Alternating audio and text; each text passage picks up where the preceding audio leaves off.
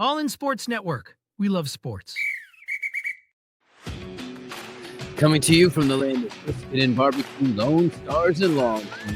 This is All In Colts, presented by the Unstable Blues. Welcome back in. The stage is set for the rematch from Super Bowl 57 2 years ago between the Chiefs and Eagles. We will preview that game next week, but let's first recap the conference championship games as we give you a full breakdown, including our Mayflower moves and Lone Stars of the game. So let's go. All in Colts. That's correct. I'm Kevin. This is my son Liam. We're the Unstable Blues. Happy to present All In Colts as part of the Rogue Media Sports Network. Yep. Eagles, Commanders played. Bills, Chiefs played. If you didn't already check, Chiefs won, Eagles won, like I said in the intro. No one wanted this game. No. I didn't want this game. No. I would have much preferred an Eagles-Bills because I would not have cared who won that Super Bowl. It'd be the first Super Bowl that I've watched in at least the last 5 years where I did not care who won. But here I am. I'm going to have a team to go for. Yep. It's the team you said that was going to It is the go. team. Yep. You picked from the beginning. It is. This leaves me in a predicament here headed into next week with this preview. Well, at least you got time to think about how you want to approach it. Yeah, I know. Yeah. Okay. You want to go first? Do you want me to? You have gone first, and we can continue that trend. Go for it. Okay, sounds good. I am also going to continue the trend with no narrative because I don't know. I just don't like doing a narrative. I like it for the Colts games, but don't like it for the Eagles games. I don't know. I think most Eagles games the stats prove themselves, which leads me to the stat sheet. Jane Daniels, 29 for 48, 255 yards, 1 touchdown, 1 interception. Pretty decent day. Jalen Hurts went 20 for 28, 246, and a touchdown. Still under that 250-yard threshold where whenever he's above 250, they're 0-3 in the playoffs. So, still under that. Almost there, though. Saquon, he had 15 carries for 118 yards, which is crazy within itself. And he also had a hat trick. And then Jalen Hurts also, I don't know how many yards he had, but he had 3 touchdowns on the ground as well, which is crazy. Two people with 3 touchdowns. The hat trick. The Eagles had 55 points. 55-23, I believe, was the score. That's not a playoff game. That's crazy. That is we don't like you. You're a division opponent, and we're going to beat you into the ground. Right. Jane Daniels led the Commanders with rushing yards for 6 carries for 48 yards. Not that great either. No rushing offense for the Commanders. Zach Ertz, though, led the Commanders in receiving.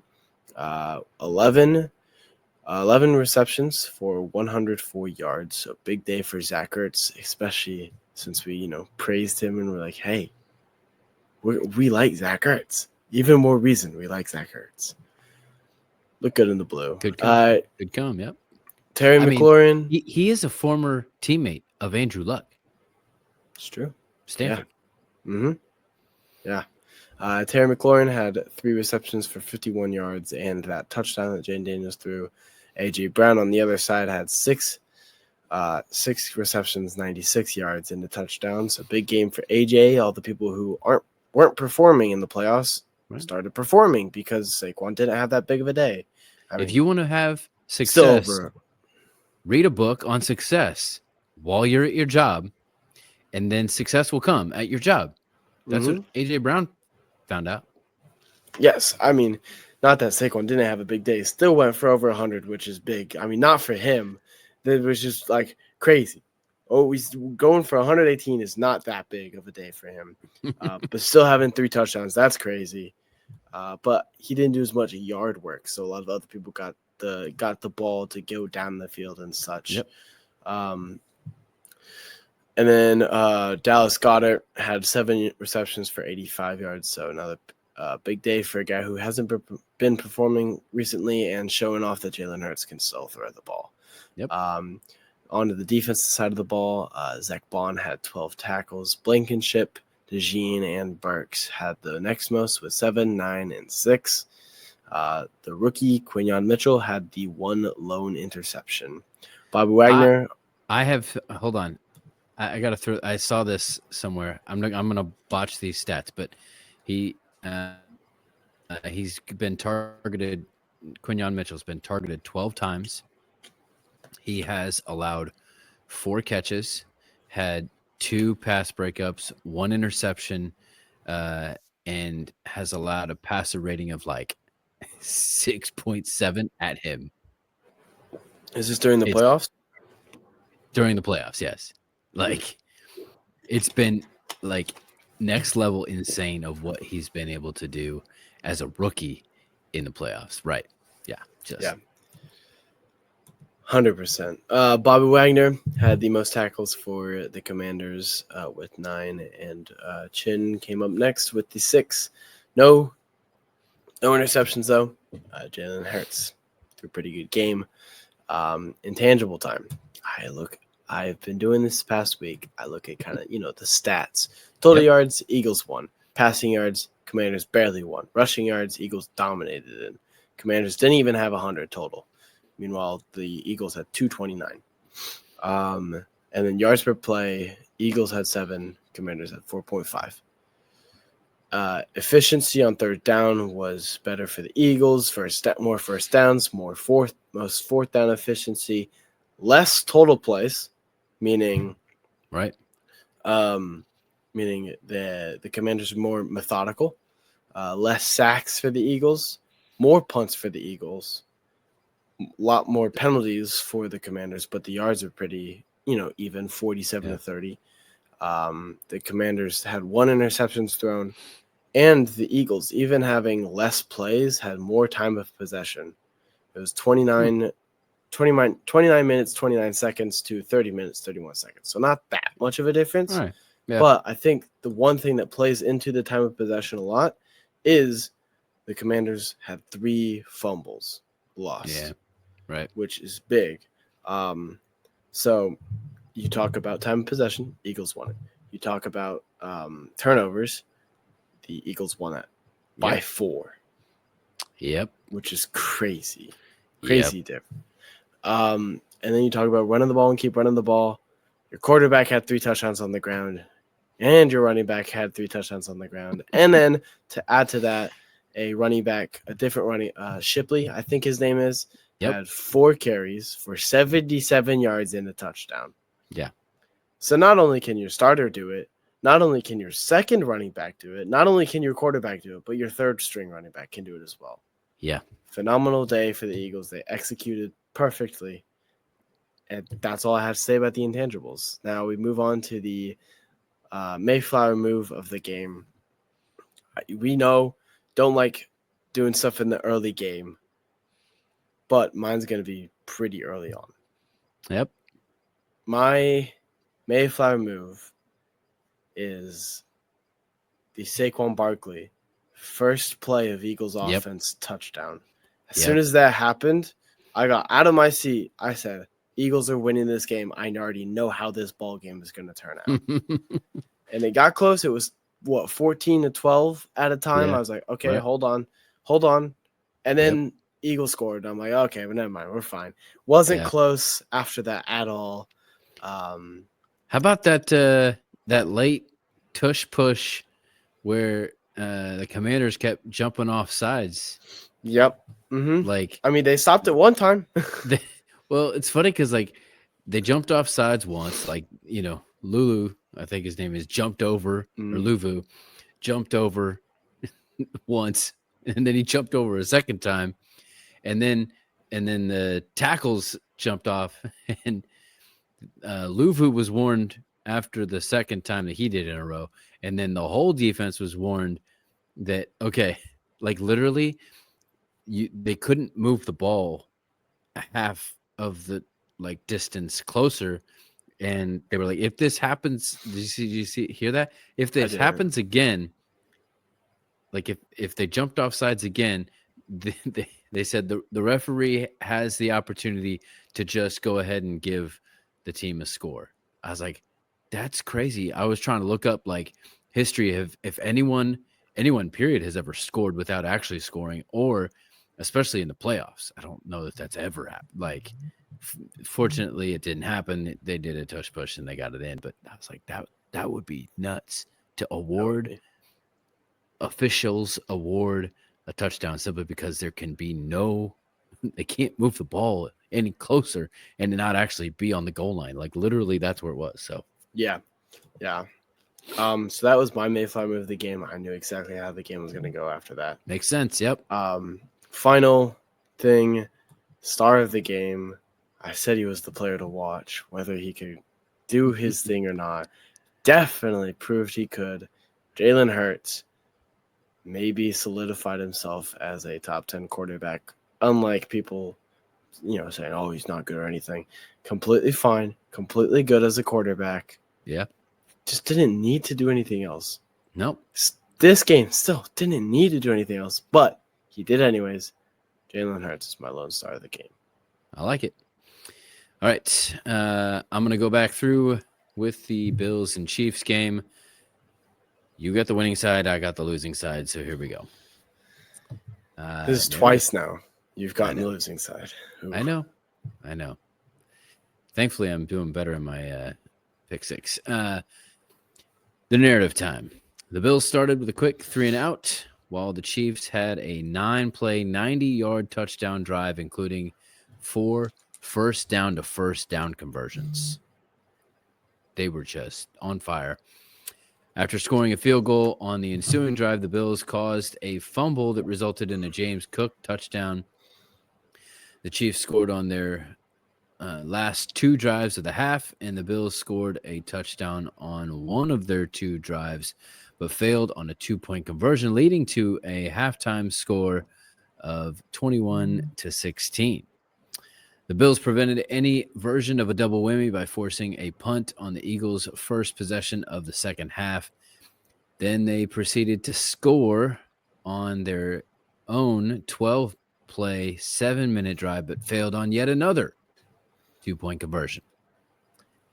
Things seemed to be trending for the Bills in the right way as they held the Chiefs to a 3-and-out, but were suspiciously held from a 4th-and-1 Josh Allen conversion.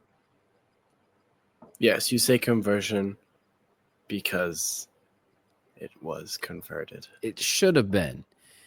It's one of those suspicious kinds of things that we have mentioned all season with the Chiefs about how their amazing season has not really been that amazing, aside from a little bit of help from their friends. The Chiefs capitalized, though, with Patrick Mahomes doing his best Josh Allen impression on a 10-yard head-down touchdown run. On 4th and goal from the 4, though, the Bills answered with a Curtis Samuel touchdown catch, tying the score at 29 with just over 6 minutes left, setting up yet another dramatic finish. The Chiefs patiently put together a field goal drive, leaving 3 minutes and 33 seconds and 3 timeouts for Josh Allen and the Bills to put together a game-winning drive. But after appearing too patient on their drive, which I may talk about in the intangibles, on 4th and 5, the Chiefs brought pressure, and Josh Allen was forced to heave a pass off his back foot that just fell off the hands of Dalton Kincaid. The Chiefs ran out the clock to end the game with a chance to make NFL history by winning the Super Bowl in 3 straight years. Let me tell you, not many people I know are that happy about that, save for one. Yeah. Maybe an opportunity to have that gentleman on. I talked with him a little bit. He said that, he talks to us about, the Chiefs being the villain and how he's okay with that. And he sent me like a long paragraph. He's like, yeah, I don't think I like being the villain anymore because he watched the Bills' reaction to all that because he's a huge Josh Allen fan, not a Bills fan, just a Josh Allen fan. And he was like, "Yeah, I hate the way that it looks like for the Bills and stuff like that." He's like, "I don't like being the villain anymore." He's like, "I don't even know if I want the 3P anymore." I was like, "What?" Wow. I mean, yeah, I get you having help and stuff, but still cheer for your team. Like, yeah, right. I don't know. The question was asked at one point from Isaiah to us about if we'd feel the same way about the Colts in that situation. I said, Colts never been in that situation. Colts always fighting an uphill battle. Everything that they have done has been a come from behind win against a big market city. It's just the way it is to be a Colts fan. The world's against you. Like the Chiefs versus everyone. Nah. Colts versus everyone every single time. All right, let's go to the stat sheet for this one. Josh Allen went 22 for 34, 237, 2 touchdowns, and another 39 yards rushing. Patrick Mahomes went 18 to 26, 1 touchdown, added 43 yards, and 2 touchdowns on the ground. Kareem Hunt was the leading rusher for the Chiefs with 64 yards on 17 carries and a touchdown. James Cook led the way for the Bills rushing attack with 13 attempts for 85 yards and 2 touchdowns. He was also the second leading receiver with 49 yards on 3 catches. Mac Hollins was the top with 3 receptions for 73 yards and a touchdown. And Khalil Shakir was the possession guy with 46 yards and 6 grabs, while Amari Cooper had 4 catches for 33 yards in his first championship appearance of his 10-year career. So congratulations to him. Josh Allen, spend the ball, spend the love, just like normal. Exactly. The rookie Xavier Worthy came up big with 85 yards and a touchdown on 6 receptions. Juju Smith-Schuster came up out of nowhere, added 2 grabs for 60 yards, and Hollywood Brown also made an appearance, rounding things out with 33 yards on 3 catches. You know who I didn't hear? Who's that? Travis Kelce. Yeah, he had 2 catches for like 19, I think. Did not do anything. Also, new D-Hop in there. Mm-hmm. So just wasn't in there either. Also, yeah, for rushing, you know who I don't see either? Isaiah Pacheco, who's everyone's like, oh, top 10. He's not a top 10 running back in the league. Are you kidding me? Yeah. I had a conversation with people last night. I was like, you can't call him a top 10 running back whenever he's not performing in the AFC Championship game. Yeah. No. He is a top 10 running back in the league? Saquon. You know who performed? Saquon. You know who else is a top 10 running back in the league? Jonathan Taylor. And James Cook. Yeah. Oh, yeah. Chamari Connor and Drew Tranquil led the Chiefs defense with 9 tackles each. Mike Donna and Tershawn Wharton each had a sack, but there was pressure dialed up. Had all the right moments with 8 total QB hits, 3 of those by George Karlaftis. Yes. Yep. Cole Bishop had 10 tackles for the Bills. Matt Milano had 9 and a sack and a tackle for loss. Rasul Douglas added another 7 tackles. Christian Benford had 3 tackles and a pass defense before leaving late in the first quarter with a concussion. And that leads me directly to the intangibles, because to me, that Christian Benford loss was huge. Like, the difference of what their defense looked like with him and without him was absolutely crazy. Khair Elam looked absolutely lost and outmatched in just about any place that they would put him. And it was like, you know how the adage that you are only as good as your weakest link. Yeah, he was definitely the weak link and stood out. And then my other one, referencing the what I believe is too patient on the last drive, is just feeling desperate too early. 2 failed 2-point conversions. First of all, first one, I get you had a penalty, so you all of a sudden got it at the 1, and you have Josh Allen, but then he continued to run the tush push off the left tackle and take it to the left, and they knew that. They had researched that. It's almost like a research on a soccer PK. You research which side tendency that they're, normal to go to. They knew it. They were ready for it. So two failed 2-point conversions, and plus the last drive. To me, it spelled that they had the ghosts of the past against them. Does that make sense? Mm-hmm. Like they were so concerned about making sure that they drained all of the clock out that they were too patient. They ran too much clock, and then they got desperate at the end. They got desperate too early to make sure that they put up the points when they could, when they had opportunities to, Yeah. But I mean, man, theoretically, if you think about it, you just stopped them and made them have a field goal, right? So, in theory, you go down, you score a touchdown. You leave. Let's say you leave a minute left. Okay, something like that, like a 2-minute drive. You leave a minute left. That's fine. They have a minute to go down and score a touchdown, not a field goal. You can't score a field goal because then you lose by 1 if you're the Chiefs. So in theory, as long as you drain at least like 2 minutes off the clock, I'd say maybe even a minute 45. Yes, they have Mahomes on the other side of the ball and the Chiefs. And sorry, not the Chiefs. Man, refs, Chiefs get mixed together so much. Yes, they have Mahomes on the other side of the ball and the refs. But like, in all honesty, you just stop them for a field goal. Surely you can trust your defense to, get down and do what defense wins championships and prove that. But no. Yeah. Well, I mean, honestly, too, you think of the two failed 2-point conversions. If you get both those points back, all of a sudden, you don't need a touchdown to win. All you need is a field goal to win, right? Now, there's lots of things that can happen because all of that 1 point, 2 points make a big difference. But don't beat yourself before you have to, because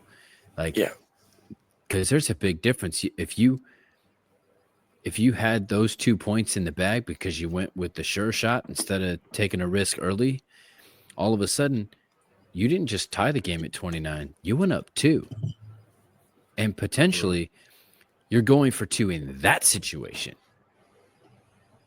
And in that situation, you're going up to win it, or to go up by 3.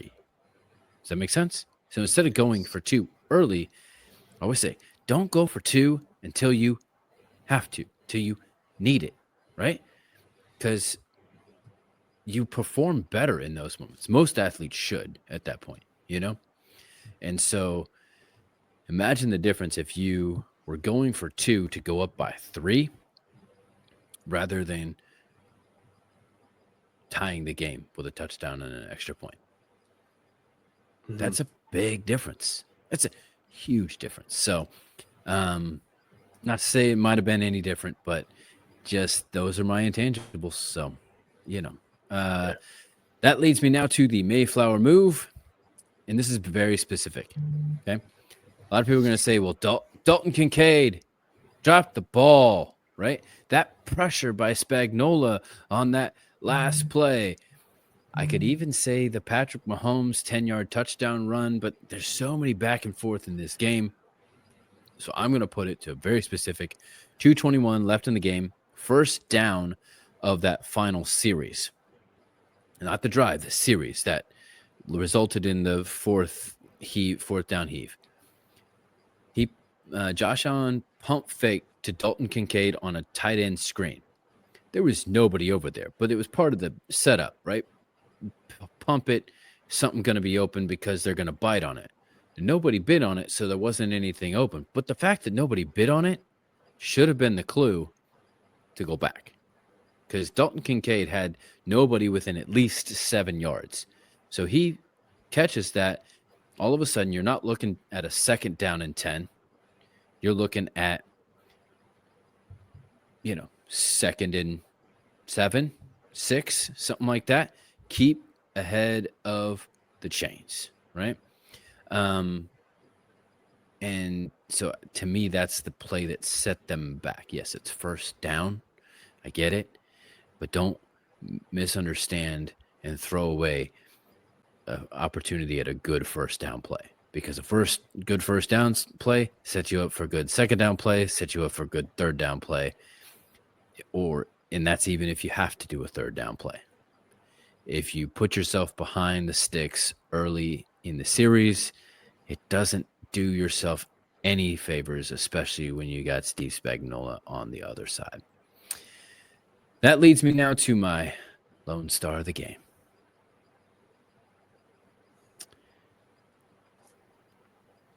As much as it pains me, I have to give it to playoff Patrick Mahomes. 3 total touchdowns, 288 total yards. Say what you will about the refs and the calls. There was nothing to me that stuck out terribly like a sore thumb, like in some of the previous games, other than that one Josh Allen should have been. But it was close. I will give it its closeness. There was nothing to me that stuck out, especially from Patrick Mahomes' end, that said, oh, he's flopping, anything like that, that wouldn't say he just played at a different kind of level. So that's what I got. So there you go. That's fair. Yeah. Any more input from you? No, just another Super Bowl rematch. Can't wait to watch it. So just about no one outside of Philly and Kansas City. Yep. Well, that is it for today. We'll be back tomorrow with the return of our update from the South as we look at the coaching and general manager moves of the teams in the AFC South.